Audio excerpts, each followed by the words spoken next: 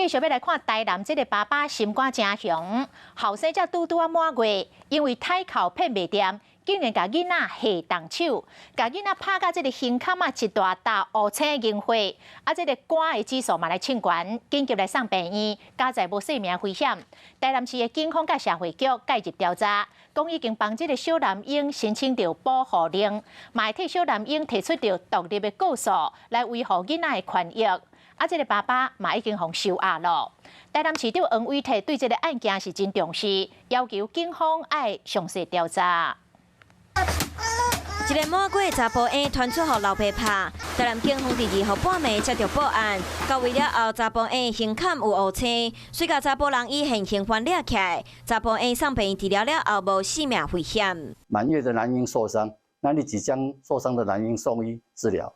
医院内部应该有表示说，可能肝指数偏高，那会进行相关可能是否有不当用药的状况。根据了解，红牌婴仔是查甫人和第2任太太生的囡仔，敢若是婴仔咧哭，就出手甲架死。我两我忘记两摕囡仔出去啦，我当时把囡仔抱起来，胸坎拢乌青，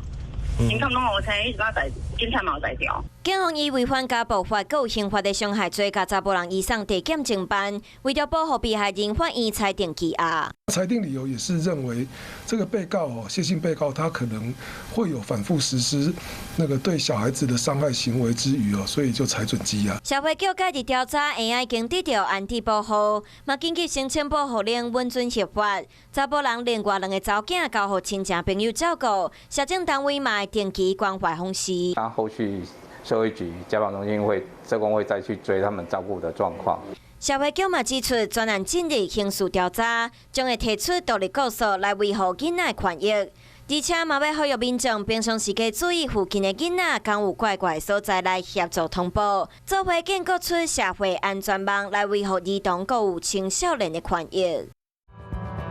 想要获取更多新闻资讯，想要看到主播最新的动态，赶快订阅华视 YouTube 频道。